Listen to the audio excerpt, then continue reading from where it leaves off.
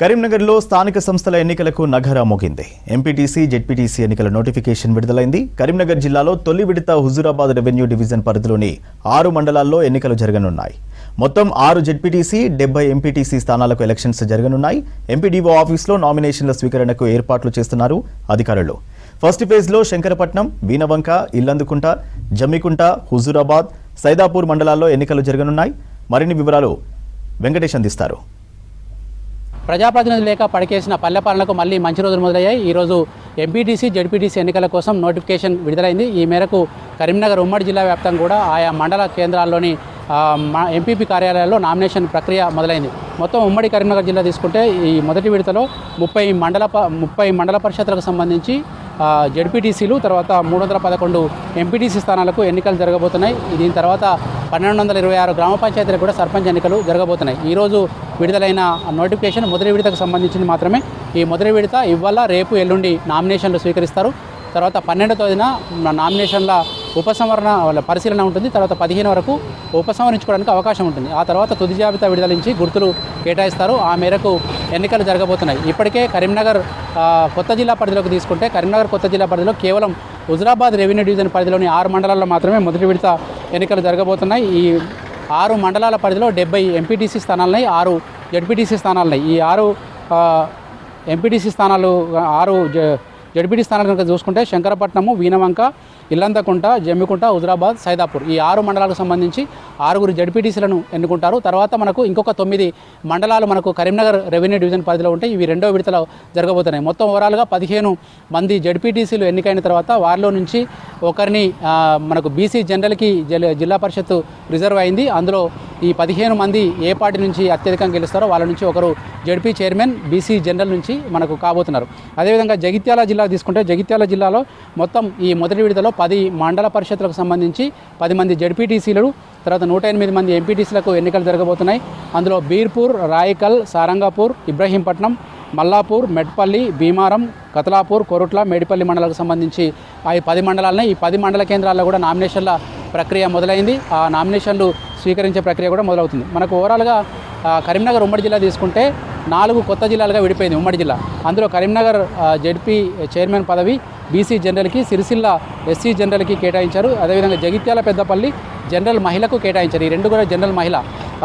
కాబట్టి 4 చోట్ల కూడా జెడ్పీ చైర్మన్ కావాలనుకున్న వాళ్ళు ఇప్పటికే జెడ్పీటీసీలుగా పోటీ చేసే వాళ్ళతోటి టచ్లో ఉన్నారు. తర్వాత రాజకీయ అండదండలు కూడా చూసుకొని ముందుకు వెళ్తూ ఉన్నారు. ఈసారి మనకు ప్రధానంగా చూసుకుంటే అటు కాంగ్రెస్, బీజేపీ, బీఆర్ఎస్ 3 కూడా హోరాహోరీగా ఈ ఎన్నికల్లో గెలుస్తామన్న ధీమానైతే వ్యక్తం చేస్తున్నాయి. అధికార కాంగ్రెస్ పార్టీ ఇప్పటికే గ్రామ పంచాయతీ, తర్వాత ఎంపీటీసీ, జెడ్పీటీసీ ఎన్నికలకు దృష్టిలో ఉంచుకొని ఇప్పటికే అనేక సంక్షేమ పథకాలు అమలు చేస్తూ ఉంది. ముఖ్యంగా రైతులకు రైతు భరోసా, గతంలో ఇచ్చిన రైతు బంధు ప్లేస్లో రైతు భరోసా పేరుతోటి 12,000 ఎకరాకు 12,000 ఇచ్చే ఆర్థిక సాయం కావచ్చు, తర్వాత రుణమాఫీ 2 లక్షల రుణమాఫీ కావచ్చు ఇప్పటికే పూర్తి చేశారు. తర్వాత రేషన్ కార్డులు పంపిణీ చేశారు, ఇందిరమ్మ ఇల్లు ఇచ్చారు. ఇవన్నిటిని ముందు పెట్టి వీళ్ళంతా కూడా మనకు ముందుకు తీసుకెళ్తా ఉన్నారు. అదేవిధంగా బీఆర్ఎస్ కూడా కాంగ్రెస్ పార్టీ 6 గ్యారంటీలు ఇవ్వలేదు, దాన్ని మేము అధికారంలో ఉన్నప్పుడు మేము అన్నీ అమలు చేశాము అనే ఆ కోణంలో కాంగ్రెస్ పార్టీ వైఫల్యాన్ని ఎండగడుతూ వాళ్ళు కూడా ముందుకు పోతా ఉన్నారు. ఇక బీజేపీ ఇప్పటికే కరీంనగర్ ఉమ్మడి జిల్లాలో కనుక తీసుకుంటే మనకు ఇక్కడ కొంత గతంలో పోల్చుకుంటే కొంత స్ట్రాంగ్ అయింది. మనకు కరీంనగర్ ఎంపీగా ఉన్న బండి సంజయ్ కేంద్ర మంత్రిగా ఉన్నారు. ఆయన ఈ కరీంనగర్ జిల్లా పరిధిలోని అటు సిరిసిల్ల, వేములవాడ, తర్వాత ఇటు కరీంనగర్ ఇవన్నీ కూడా మనకు మున్సిపాలిటీలు ఉన్నాయి. అటు జగిత్యాలలో కూడా మేడిపల్లి, కతలాపూర్ మండలాలు ఉన్నాయి. ఇవన్నీ కూడా కరీంనగర్ ఎంపీ స్థానంలోకి వస్తాయి. ఆయన ప్రతిష్టాత్మకంగా తీసుకొని బీజేపీ కూడా ఈసారి అత్యధిక స్థానాలు గెలుచుకుంటామని చెప్పి ఆయన ధీమాన్ని వ్యక్తం చేస్తున్నారు. ఇప్పటికే ఆయన ఒక ప్రకటన కూడా చేశారు. సిరిసిల్ల అండ్ కరీంనగర్ జడ్పీ పీఠాల మీద ఈసారి కాషాయ జెండా ఎగరేస్తామని చెప్పి ఆయన అనౌన్స్ చేశారు. కాకపోతే ఎవరి ధీమా వాళ్ళకు ఉన్నప్పటికీ కూడా అభ్యర్థుల బలాబలాలు ఇక్కడ చాలా కీలకంగా ఉన్నాయి. స్థానిక సంస్థల ఎన్నికలు అనేటివి పార్టీతో పాటు స్థానికంగా ఉండే పలుకుబడి కూడా చాలా కీలక పాత్ర పోషిస్తూ ఉంది. ప్రజల్లో ఉండే పేరు కావచ్చు, ప్రజలతోటి వాళ్ళకు సహాయంగా ఉంటూ మెదిలే వ్యక్తి కావచ్చు, చాలా ఇంపార్టెంట్. అట్లాంటి వ్యక్తులకే పార్టీలు టికెట్లు ఇస్తే గెలిచే అవకాశాలు ఎక్కువగా ఉంటాయి. ఈ మేరకు ఈ 3 పార్టీలు కూడా ఒక్కొక్క మండల పరిషత్ నుంచి జడ్పీటీసీగా పోటీ చేసే వాళ్ళ పేర్లు కూడా తీసుకున్నారు. చాలా వరకు కూడా ఈసారి కాంపిటీషన్ ఎక్కువగా ఉంది. కాంగ్రెస్ పార్టీ నుంచి అయితే దాదాపు ఒక్కొక్క జడ్పీటీసీ స్థానానికి 4-5 చొప్పున కూడా టికెట్ల కోసం అప్లై చేసుకున్నారు. తర్వాత ఎంపీటీసీ స్థానాలు కూడా చాలా పెద్ద సంఖ్యలో టికెట్ల కోసం దరఖాస్తు చేసుకున్న పరిస్థితి ఉంది. ఇవన్నింటినీ కూడా పార్టీ పరిశీలించి ఇప్పటికే ఎవరికి టికెట్ ఇవ్వాలని నిర్ణయించుకున్నట్టు కూడా మనకు అర్థమవుతుంది. అదేవిధంగా బీఆర్ఎస్ నుంచి కావచ్చు, బీజేపీ నుంచి కావచ్చు ఆల్రెడీ టికెట్లు ఖరారైనాయి. కాకపోతే ఇప్పుడు ఇవాళ కోర్టు తీర్పు అనేది ఒక చిన్న సందిగ్ధత కావచ్చు, తర్వాత ఒక టెన్షన్ కావచ్చు క్రియేట్ చేస్తూ ఉంది.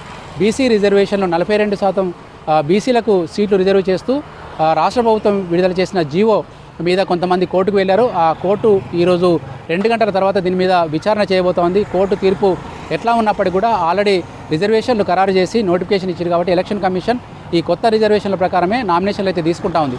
ఈ నామినేషన్లు తీసుకున్న తర్వాత మనకు ఎక్కడ బీసీ అభ్యర్థులు ఉన్నారు, ఎక్కడ బీసీ ఉమెన్ ఉన్నారు, జనరల్ కావచ్చు, జనరల్ ఉమెన్ కావచ్చు, తర్వాత ఎస్సీ ఎస్టీ ఇలాంటి స్థానాల్లో కూడా చాలామంది ఆయా ఈక్వేషన్స్ ఆధారంగా నామినేషన్లు వేయబోతున్నారు. ఈ నామినేషన్లు వేసిన తర్వాత ప్రచార పర్వం కూడా ప్యారల్గా కొంత జరుగుతోంది. ఇప్పటికే ఇంటర్నల్ ప్రచారాలతోటి అభ్యర్థులు తమను గెలిపించాలని చెప్పి ఓటర్లను ప్రసన్నం చేసుకునేందుకు ముందుకు సాగుతూ ఉన్నారు. ఓవరాల్గానైతే మొత్తం ఎన్నికల వాతావరణం వచ్చేసింది. మధ్యాహ్నం 2 గంటల తర్వాత కోర్టు తీర్పు కూడా వస్తే ఒక కొలికి వచ్చినట్టే. ఇప్పటికే నామినేషన్ల ప్రక్రియ మొదలైన చోట ఒకరిద్దరు నామినేషన్లు కూడా వేస్తూ ఉన్నారు. ఉదాహరణకు హుజరాబాద్లో కనుక తీసుకుంటే దాదాపు 2 ఇప్పటికే నామినేషన్లు వేసినట్టుగా తెలుస్తూ ఉంది. కాకపోతే పార్టీ సింబల్ ఇప్పటివరకు పార్టీ సింబల్ మీద జరిగే ఎలక్షన్లు అయినప్పుడు కూడా పార్టీ బీఫామ్ ఎవరికి ఇవ్వలేదు కాబట్టి కేవలం వాళ్ళు నామినేషన్ పత్రాల్లో తాము ఫలానా పార్టీ నుంచి పోటీ చేస్తున్నామనో లేకుంటే ఇండిపెండెంట్గా పోటీ చేస్తున్నామనో దరఖాస్తు నింపి వాటిని సబ్మిట్ చేస్తూ ఉన్నారు. ఓవరాల్గానైతే భారీ బందోబస్తు మధ్య నామినేషన్ల ప్రక్రియ కొనసాగుతూ ఉంది. కెమెరామెన్ కవికుమార్తో వెంకటేష్, V6 న్యూస్, కరీంనగర్ నుంచి.